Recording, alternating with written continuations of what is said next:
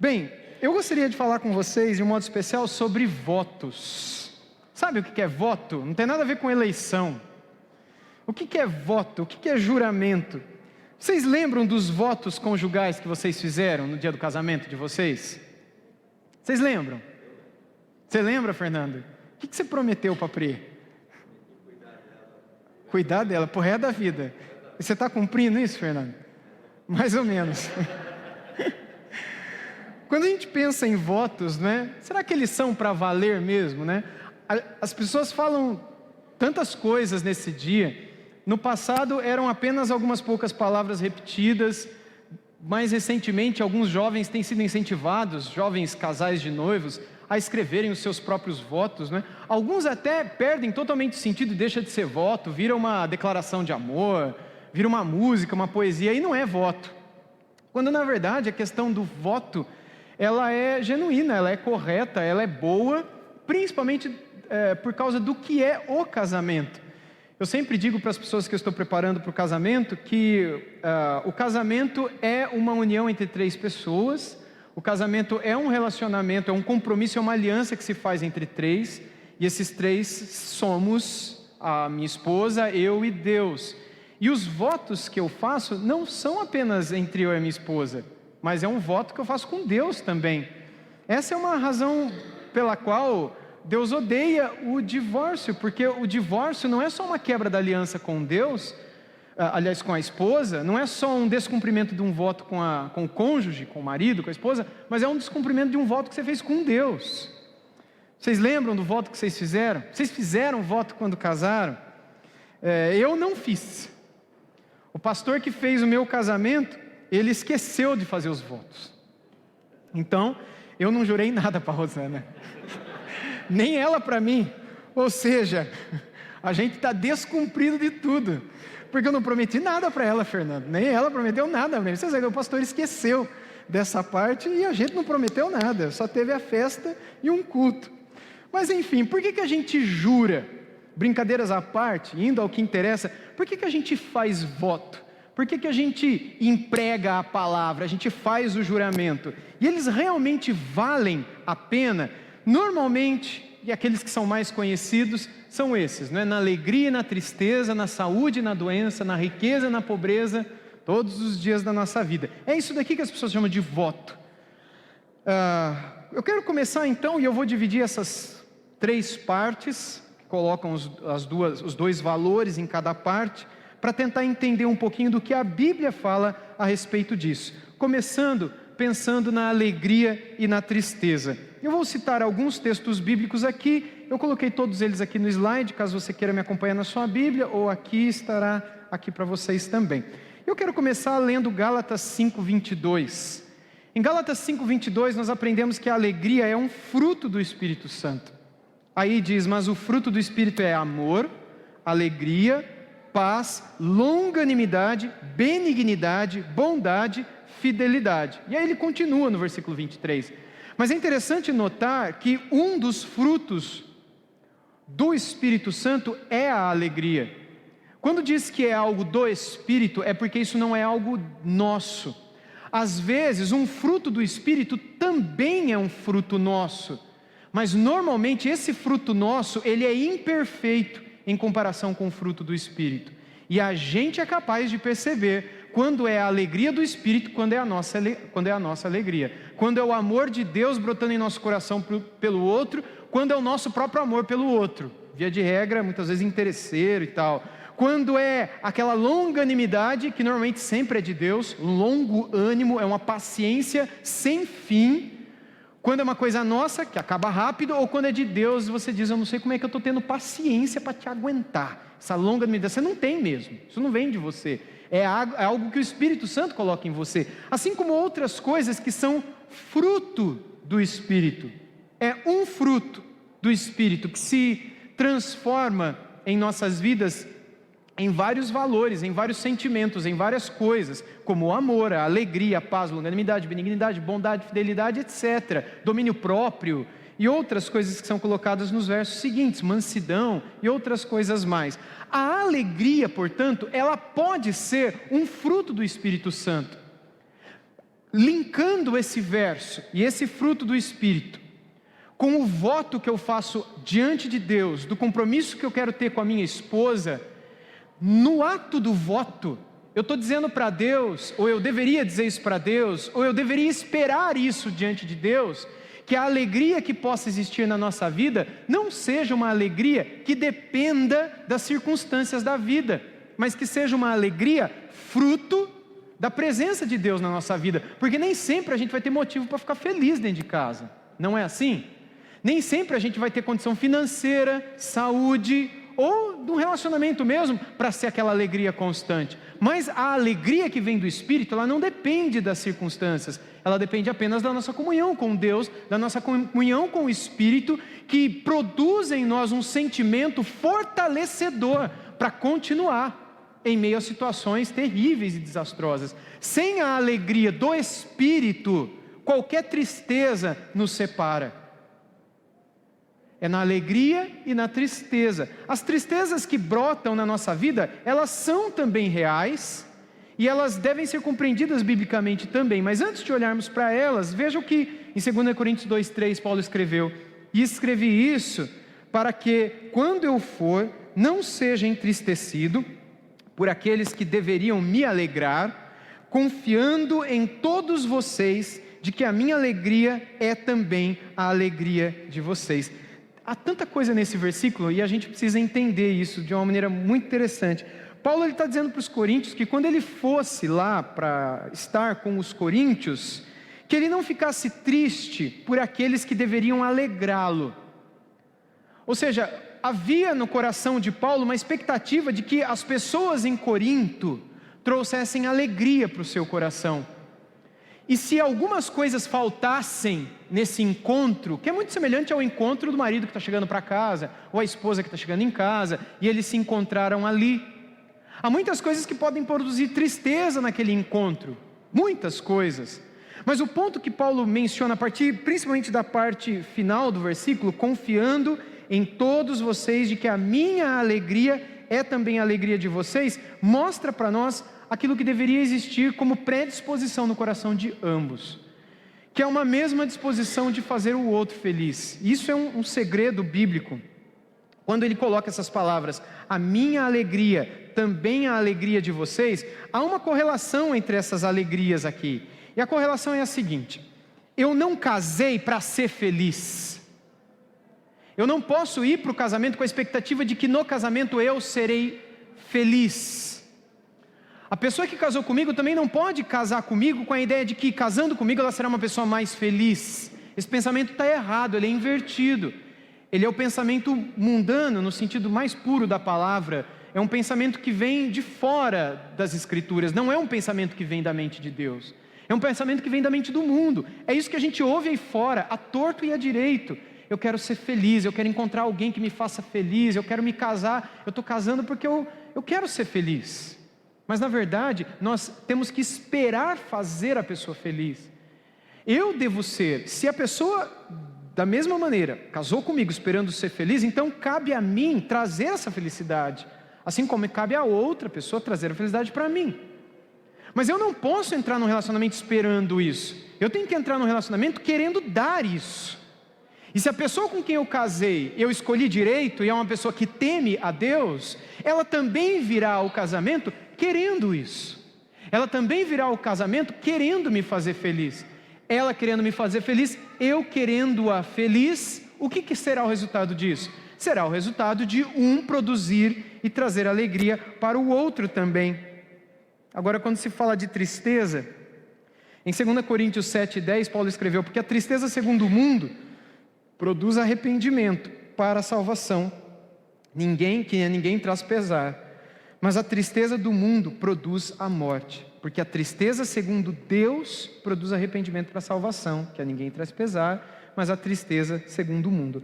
Logo, irmãos, existe uma tristeza segundo o mundo, existe uma segundo Deus e uma tristeza segundo o mundo. Qual é a tristeza segundo Deus? Qual é a tristeza do mundo?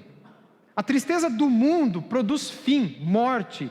Não tem mais nada, não sobra nada. O fim do relacionamento, o fim da vida, o fim do compromisso, é a tristeza do mundo. É aquilo que a gente chama também de remorso. Remorso. Não é algo que me move a lutar para fazer diferente. Não, eu só fiquei chateado porque eu queria que tivesse tudo bem, foi uma gritaria e a gente brigou e não deu certo, e não me fez bem. Então não me fez bem, eu estou pensando em mim.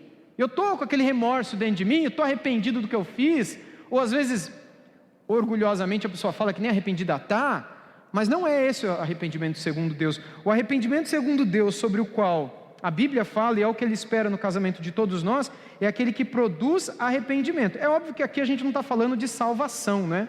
A gente está falando de casamento. E quando a gente aplica esse princípio para o casamento, a gente precisa trazer a ideia de arrependimento para o casamento. E o arrependimento é a metanoia, é a transformação da mente. É o entender, não é que eu vou ser diferente, não é que da próxima vez eu não faço mais. Porque não adianta você prometer isso. Eu nunca mais vou te tratar, nunca mais eu vou falar isso, nunca mais eu farei isso. A gente confia? Vocês confiam? Quem está casado há anos sabe que não funciona esse tipo de promessa. Muitas vezes os casais chegam a dizer, não, eu quero ver na prática, porque já falou muitas vezes na hora de vamos ver se não faz isso.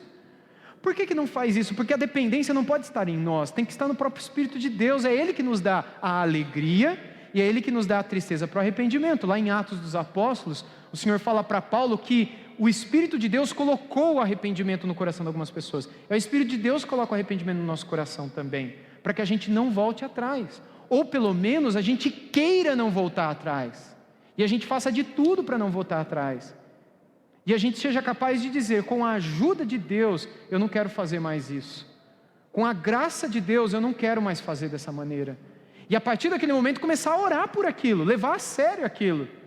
É óbvio que sempre há duas partes, não é? De uma mesma situação, dois lados de uma moeda. Nunca existe parte inocente em nenhuma guerra. A Bíblia diz no livro de Provérbios que a palavra branda desvia o furor, mas a palavra dura faz o quê? Ela suscita a ira. Se houve briga, é porque os dois erraram. Não adianta encontrar um culpado, porque não há situação de não culpa, de inculpabilidade quando há uma guerra. Numa guerra não há inocentes.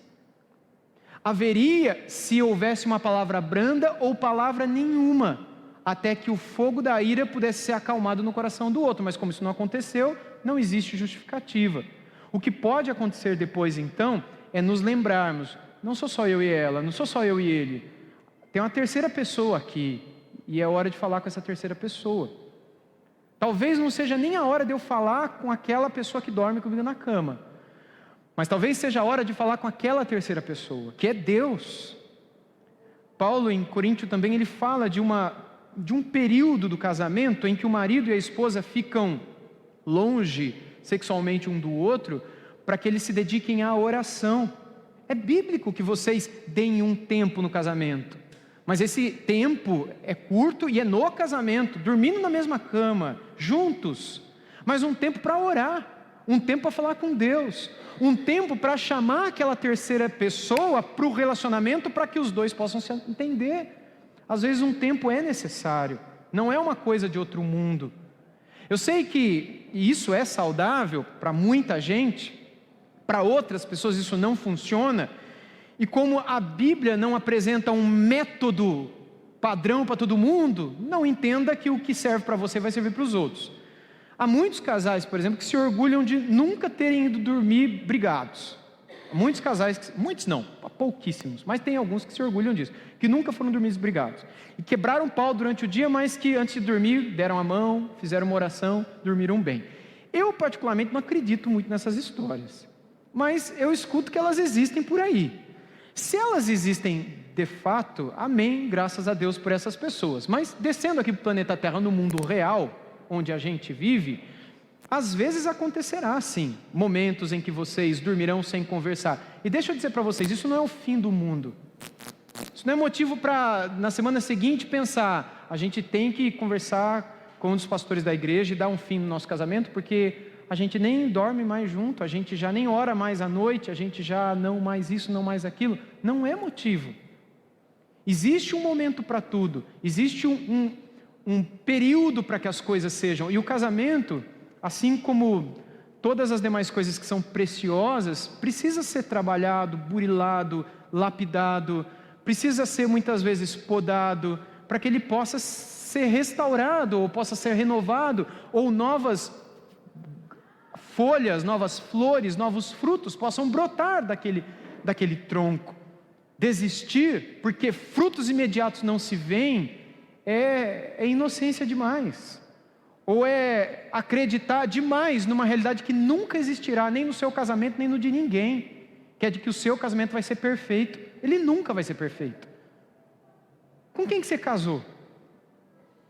Você acha que vai ser perfeito o seu casamento? Com quem que a pessoa com quem você casou? Você acha que o casamento daquela pessoa que casou com você vai ser perfeito? Ela casou com você. Não vai ser perfeito. Então entendamos que a partir do momento que a gente casou com quem a gente casou, a gente precisa depender, e graças a Deus que Ele está conosco, dEle para restaurar. E muitas vezes isso se dará em momentos de oração, em momentos como esses que Paulo descreve em 1 Coríntios capítulo 7, se separem por um tempo e se dediquem à oração, depois voltem a se unir, concedam-se um ao outro, para que o inimigo não os tente, para que o inimigo não provoque em vocês tentações, como ele escreve lá em 1 Coríntios capítulo 7, logo no comecinho do capítulo. Lá mais para frente ele vai falar de divórcio, de abandono do lar, de viuvez, de vários outros assuntos, mas isso que eu estou dizendo, ele fala no comecinho do capítulo. Tristeza, portanto, que a gente vota quando casa, é essa aqui. Há um outro texto, que é esse de Romanos 12:15, alegrem-se com os que se alegram, chorem com os que choram. Essa é a alegria, mais uma vez, que vem de Deus, que é quando você é capaz de sentir a alegria que está nos olhos do outro. Por exemplo, eu chego em casa, cansado, com cãibra, mas feliz porque eu fiz uma corrida longa. E aí minha esposa olha para mim, qual que deve ser o sentimento no coração dela? Com o tênis cheio de barro. Se ela me vê feliz, ela deve se segurar, engolir, e que bênção, e se alegrar comigo, depois ela vai chorar e eu tenho que chorar com ela, e a gente vai se encontrando. É óbvio que a gente precisa se encontrar, mas a gente não deve dar razão sempre aos nossos sentimentos, imediatamente. A gente sempre deve considerar o outro com quem a gente casou, porque nós nos fizemos uma só carne, e eu sei que isso é difícil, eu estou falando de coisas que é difícil para todos nós, para mim também é muito difícil. Mas quando a gente casou, a gente se fez uma só carne com uma pessoa. Isso não tem a ver só com sexualidade, isso tem a ver com ter uma vida só. É sentir o que o outro sente, tentar entender a mente do outro, e essa é a parte mais difícil de um relacionamento. E é por isso que a gente fala que depois que casa tudo muda, porque quando a gente está namorando, a gente não entra na mente do outro. Quando casa, é uma mágica que acontece, que é só no casamento que a gente descobre certas coisas que a gente pode ficar namorando por 18 anos, e aí casa no 19º e a gente descobre, mas 18 anos eu não descobri isso. Não descobriu mesmo. Se alegrar com quem se alegra é procurar viver e ter essa mente. A mesma coisa o choro. Em 1 Coríntios 12, 25 e 26 diz, de maneira que se um membro sofre, todos sofrem com ele. E se um deles é honrado, todos os outros se alegram com ele. Para que não haja divisão no corpo, mas para que os membros cooperem com igual cuidado em favor uns dos outros. É óbvio que aqui Paulo está falando sobre a igreja, mas o princípio de comunhão que há na igreja é o mesmo princípio de comunhão que há no casamento. É o sentir o que o outro sente, é o sofrer com o que o outro sofre, é honrar o outro quando o outro é honrado, é se alegrar quando o outro está feliz, estar com o outro, mesmo que o mundo abandone o outro. Quem votou estar com ele nunca o abandonará. Mesmo que todos estejam falando mal, mesmo que todos estejam caluniando, mesmo que todos estejam abandonando, você nunca, porque você votou estar ao lado dele. Mesmo que a pessoa esteja errada, mas aí então, dentro daquela mesma missão, você vai ajudar a pessoa a ver o erro, mas nunca abandoná-la, porque não é o nosso voto. E terminando a alegria e a tristeza, Romanos 12, 4 e 5 diz, porque assim como num só corpo temos muitos membros, mas nem todos os membros têm a mesma função, assim também nós, embora sejamos muitos, somos um só corpo em Cristo e membros uns dos outros. Nós precisamos entender isso, irmãos, a questão da membresia, tanto para a igreja, quanto para o casamento, para a família. a doutrina da membresia, ela é tão profunda, ela é tão bonita.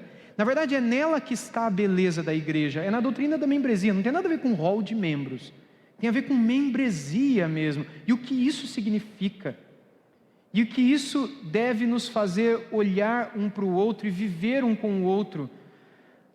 Trata-se de matar o egoísmo, ou trata-se pelo menos, ao menos, de olhar para os céus e dizer: Deus, mate o meu egoísmo, para que eu viva como parte de um corpo. Agora, a segunda parte é aquela da saúde, e a gente diz que não vai ser só na alegria e na tristeza, mas vai ser também na saúde e na doença. Tem muita gente que descumpre o voto nessa hora. Na alegria e na tristeza muita gente fica, mas na saúde e na doença, a hora que a minha esposa ficou doente, a hora que meu esposo ficou doente, a hora que a minha esposa não é mais aquela mocinha com quem eu casei, alguma doença, algum acidente que trouxe imobilidade física, ou uma esclerose múltipla, ou um Alzheimer, ou alguma situação que não é a mesma pessoa, então não dá mais para mim, não é a pessoa com quem eu vou viver, eu preciso procurar outra pessoa, porque não é mais, eu preciso ser feliz, entende? Eu quero ser feliz. Vocês entendem como isso vai de encontro com aquilo que a Bíblia diz? Ir de encontro com é se chocar, não é concordar, ok? E vai de encontro, isso choca com o que a Bíblia diz, bate de frente. Quando a Bíblia diz o que diz, ela afirma que nós devemos querer e amar e buscar, mesmo quando o outro está por alguma enfermidade, seja mental, seja física, seja o que for, incapacitado ou incapacitada, e por causa disso, totalmente diferente daquela pessoa com quem eu casei. Quando eu voto que eu vou ser fiel na saúde e na doença, eu não voto isso para a pessoa, eu votei para Deus isso. Eu disse: Deus, na doença dela eu vou ser fiel a ela, na doença dela eu vou cuidar dela. Quando eu, na doença dela, na impossibilidade física dela, eu digo: não dá mais, eu estou traindo Deus, eu não estou traindo ela. Eu estou quebrando uma aliança com Deus, não é só com ela. Não é só um contrato social, um contrato civil, perdão. Não é só um contrato que eu assino no cartório. É uma aliança com Deus que eu quebro. E isso é grave.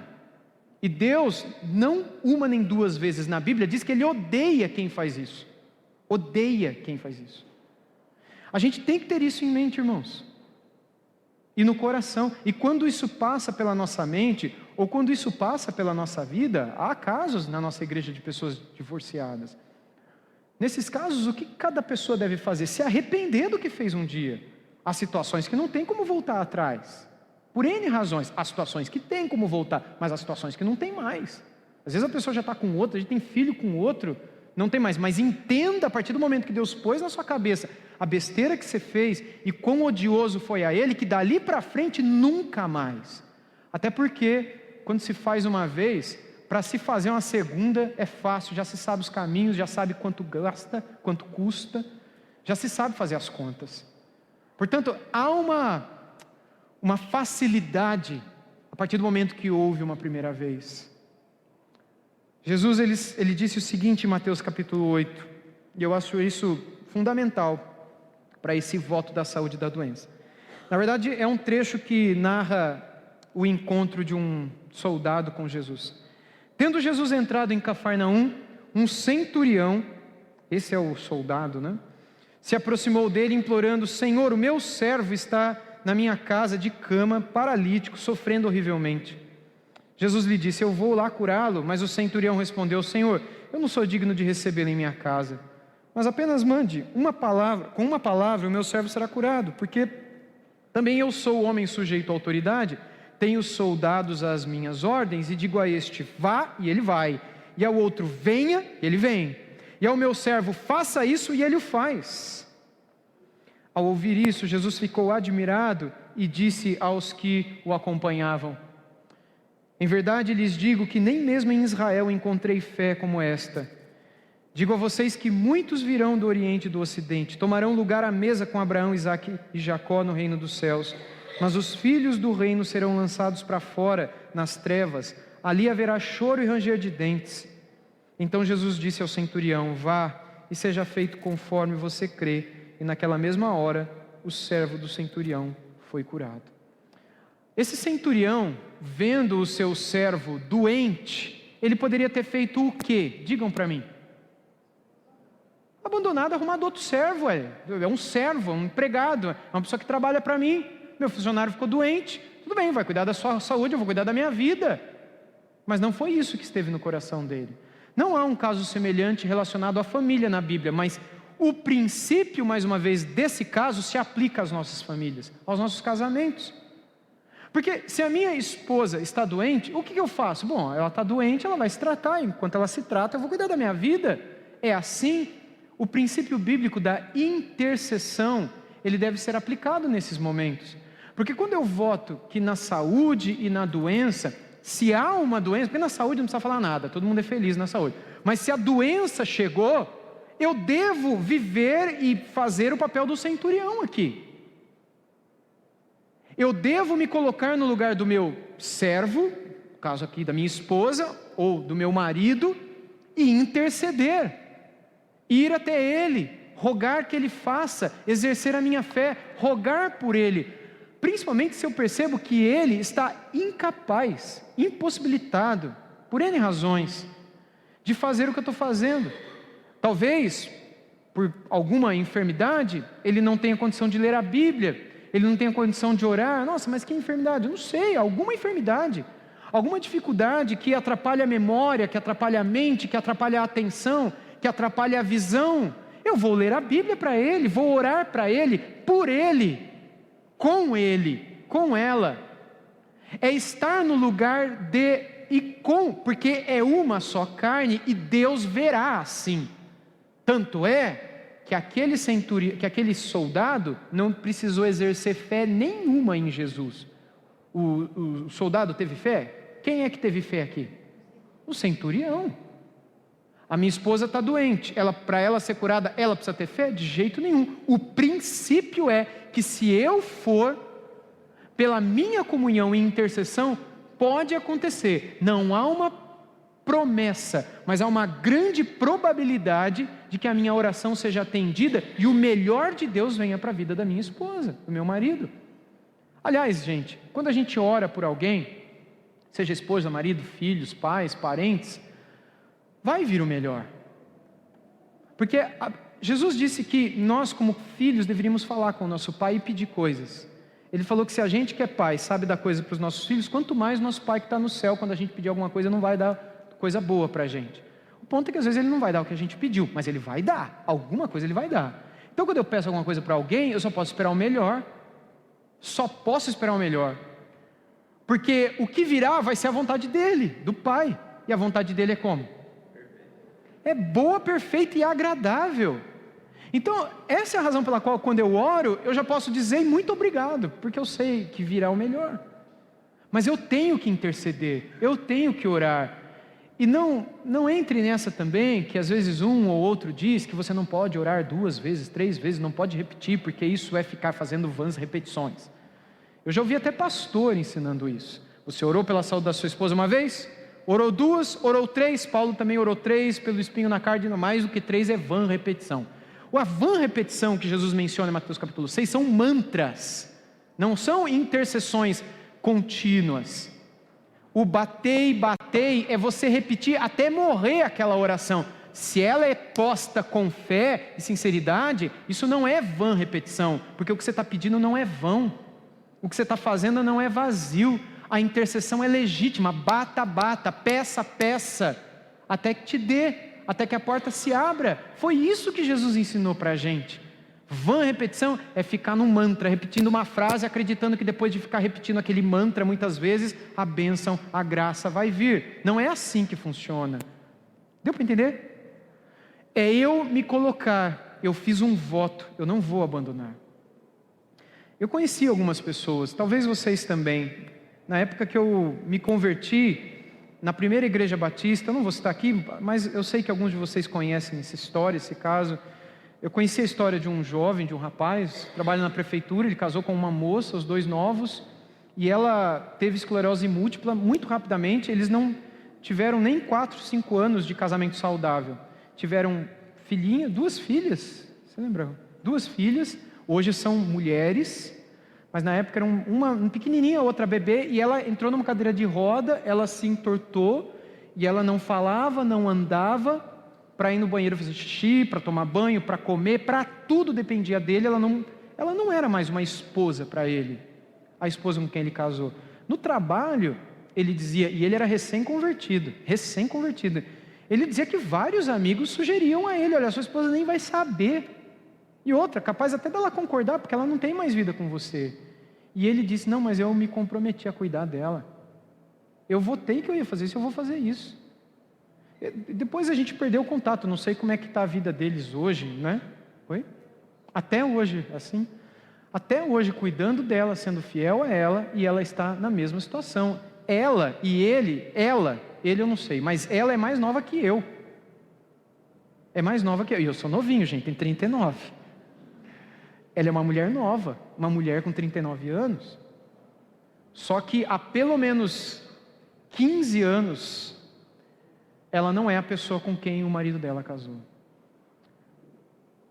No começo, eu não sei se ele tinha essa consciência, eu acho que foi só honra mesmo, caráter. Hoje, talvez por compreender mais a Bíblia, talvez o que haja na mente desse homem seria também a questão: eu fiz um voto e a minha aliança é com Deus, não é só com ela. Eu poderia fazer o que eu quisesse, mas eu fiz um contrato só com ela? Eu fiz um contrato com Deus quando eu casei. Eu não caso só com a minha esposa, eu caso com uma terceira pessoa, essa pessoa é Deus. Quando eu descumpro qualquer coisa, eu estou quebrando com Deus. Para terminar, essa daqui é pior, né? A gente fala que a gente vai ficar junto na riqueza e na pobreza. Isso é pior do que na doença.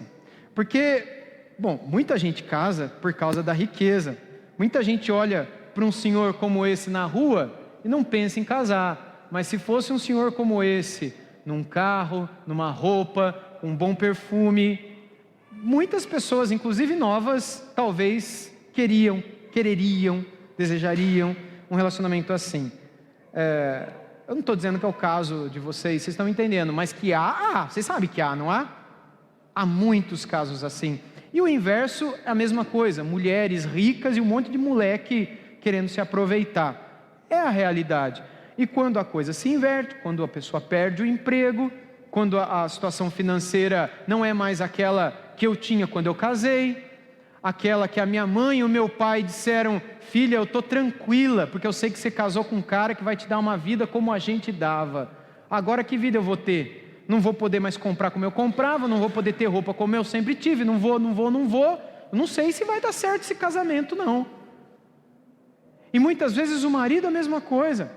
Porque a falta de trabalho, o desemprego, a pobreza traz irritabilidade. E a irritabilidade traz a briga e traz o divórcio. A irritabilidade que vem por causa da falta das coisas. Mas o que a gente aprende na Bíblia? Lá em Filipenses 4, versos 10 a 13, a gente lê assim: fiquei muito alegre no Senhor, porque agora, uma vez mais, renasceu o cuidado que vocês têm por mim. Na verdade, vocês já tinham esse cuidado antes, só que lhes faltava a oportunidade. Digo isso não porque esteja necessitado, porque aprendi a viver contente em toda e qualquer situação. Sei o que é passar necessidade, sei também o que é ter em abundância. Aprendi o segredo de toda e qualquer circunstância, tanto de estar alimentado como de ter fome, tanto de ter abundância como de passar necessidade. Tudo posso naquele que me fortalece. Como eu gostaria, sabe, que a maioria dos evangélicos, principalmente hoje em dia, entendessem, especialmente o final do verso 13, tudo posso naquele que me fortalece. Porque a maioria das pessoas pegam esse texto e aplicam aos seus desejos pessoais. Eu tudo posso naquele que me fortalece. Então eu posso ter um emprego bom, eu posso ter uma casa boa, eu posso comer comida boa, eu posso ir para lugares bons, eu posso vencer, porque eu tudo posso naquele que me fortalece. Mas o que Paulo quis dizer quando disse o que disse, quando escreveu essas palavras? Ele disse: eu tudo posso naquele que me fortalece, Porque eu posso passar fome, porque eu tenho quem me fortalece. Eu posso estar com a barriga cheia, porque alguém me fortalece. Eu posso ter em abundância bens, porque tem alguém que me fortalece. Mas se os bens forem levados embora, e eu viver na escassez, eu tenho quem me fortalece. Eu tudo posso naquele que me fortalece.